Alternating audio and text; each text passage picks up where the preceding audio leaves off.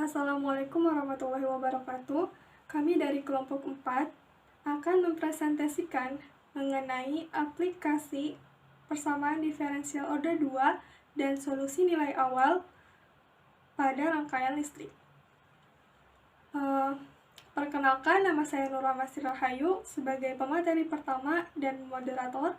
Kemudian rekan saya Dewi sebagai pemateri kedua, dan Suwardi sebagai pemateri ketiga, dan Gina Amalia sebagai pemateri keempat.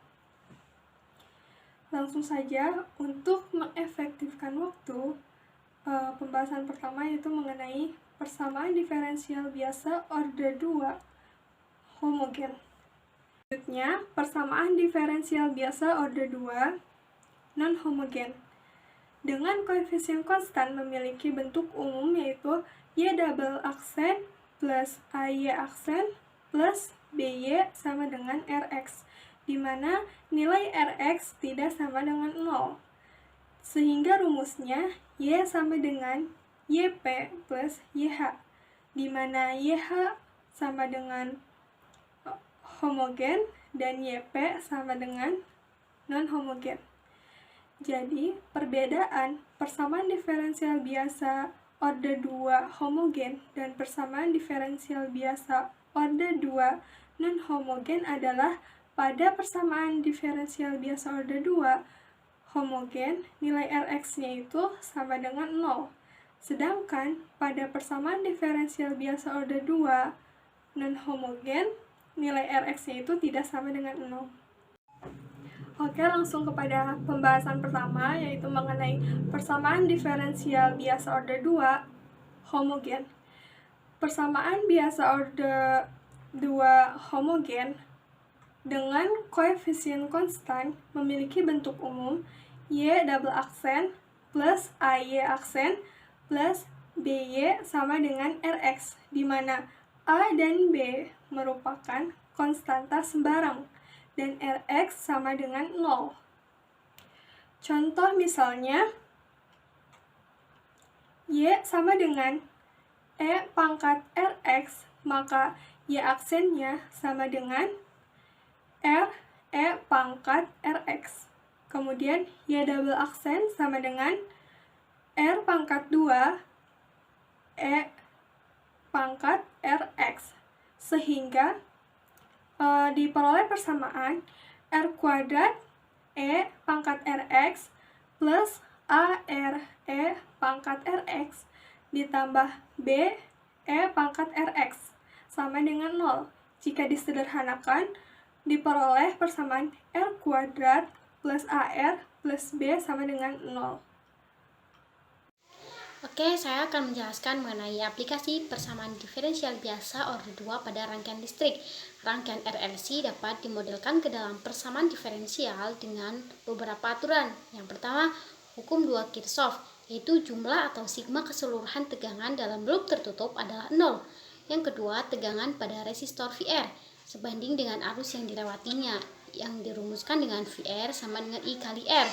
Yang ketiga, tegangan pada kapasitor, yaitu sebanding dengan muatan elektrik pada kapasitor, yaitu Q, dirumuskan dengan Vc sama dengan 1/C dikali Q. Yang keempat yaitu tegangan pada induktor, yaitu sebanding dengan laju perubahan arus listrik yang mengalir dalam satuan waktu, dirumuskan dengan VL sama dengan L dikali DI per dt. Selanjutnya yaitu rangkaian LC seri. Bisa kita lihat gambar rangkaian LC seri dengan sumber baterai E-volt. Dengan hukum 2 Kirchhoff diperoleh persamaan VL ditambah Vc sama dengan E, di mana VL menyatakan tegangan pada induktor L yaitu I dikali DI per dt, dan Vc menyatakan tegangan pada kapasitor C yaitu 1/C integral I dt. Dengan I arus, maka diperoleh persamaan L dikali D kuadrat I per dt kuadrat ditambah 1/2 I sama dengan D per dt. Jika dinyatakan dalam muatan Q, maka persamaan diperoleh L dikali D kuadrat Q per dt kuadrat ditambah 1/2 Q sama dengan E. Selanjutnya yaitu rangkaian RLC seri. Kita perhatikan gambar rangkaian RLC seri dengan sumber baterai e-volt. Dengan hukum 2 Kirchhoff diperoleh persamaan VR ditambah VL ditambah VC sama dengan E, di mana VR menyatakan tegangan pada resistor R yaitu R kali I, sedangkan VL dan VC sama seperti rangkaian LC seri. Dengan I pada arus diperoleh persamaan L dikali D kuadrat I per DT kuadrat ditambah R dikali D I per DT ditambah 1 per C kali I sama dengan D per DT. Sedangkan jika dinyatakan dalam muatan Q, maka diperoleh persamaan L dikali D kuadrat Q per DT kuadrat ditambah R dikali D Q per DT ditambah 1 per 2 Q sama dengan D per DT. Perbedaan antara rangkaian RLC seri dengan rangkaian LC seri hanya terletak pada resistornya. Jika pada LC seri tidak ada resistor, maka pada RLC seri ada resistornya. Oke, kita langsung saja menuju contoh soal dan pembahasan. Contoh soal yang pertama yaitu tentukan kuat arus I, T, rangkaian LC jika L sama dengan 10 Henry, C sama dengan 0,004 Farad, E sama dengan 0 volt. Langsung saja kita tulis yang diketahuinya, yaitu L sama dengan 10 Henry, C sama dengan 0,004 Farad, dan E sama dengan 0 volt. Langsung saja kita menuju ke penyelesaian. Penyelesaian pada soal yang pertama ini menggunakan penyelesaian rangkaian LC.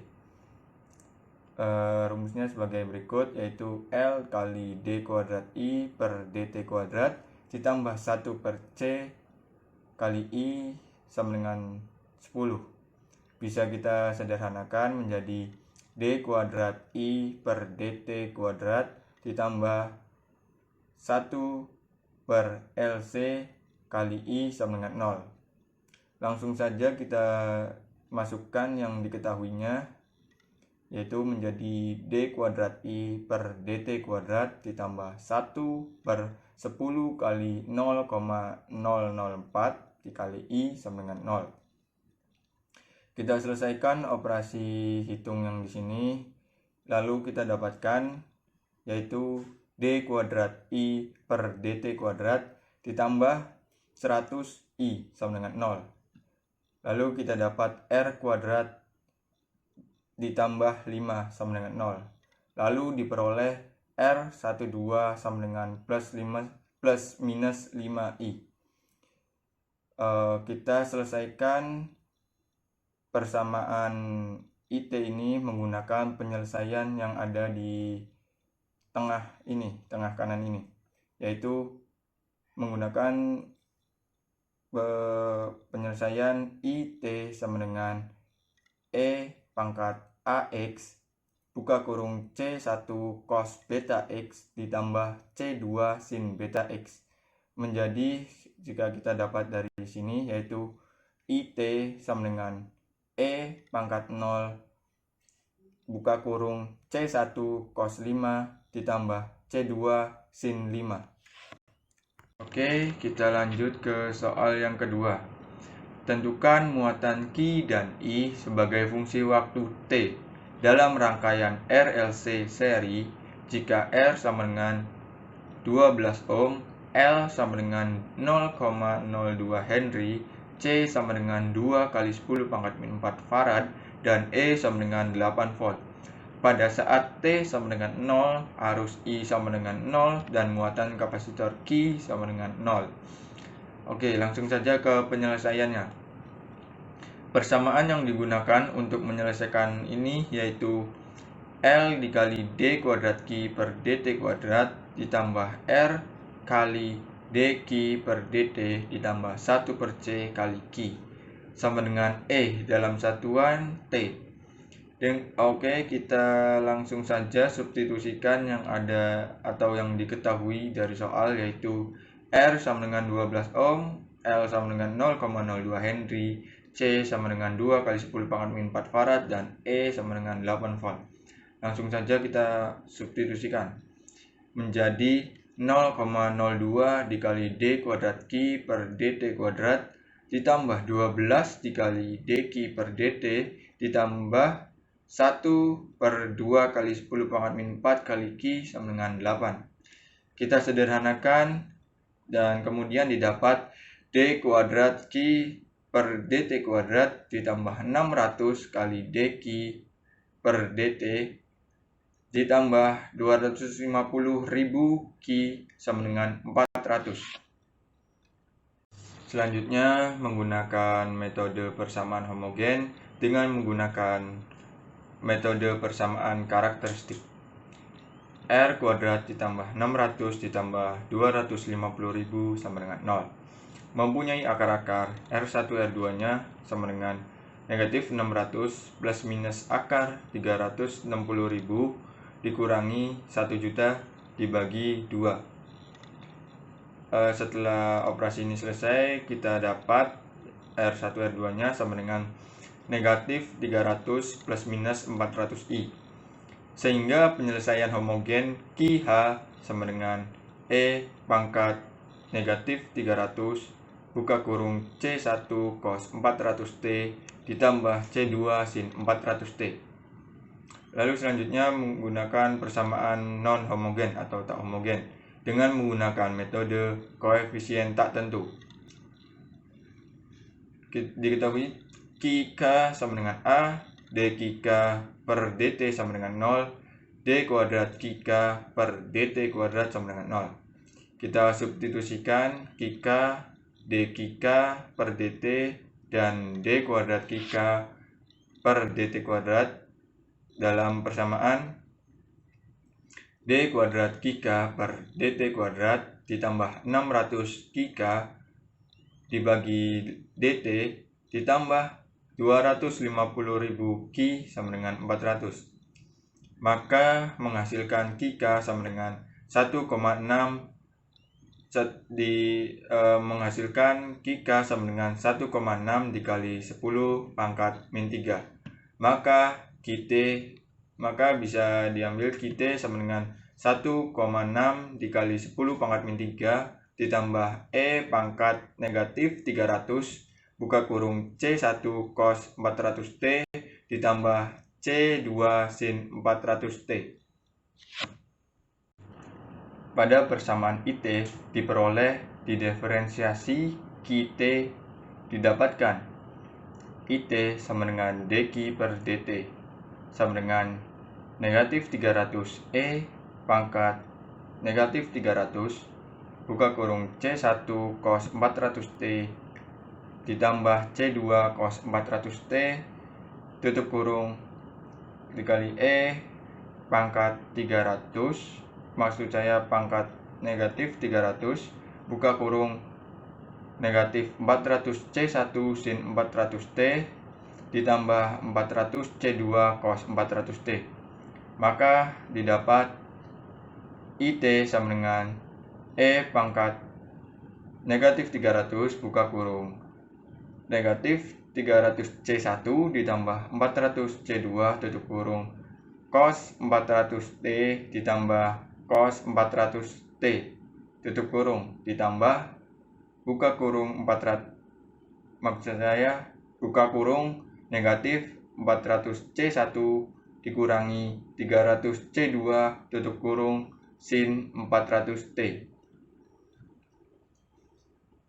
Bila diberlakukan syarat awal yaitu T sama dengan 0, I sama dengan 0, dan Q sama dengan 0, maka berlaku sebagai berikut.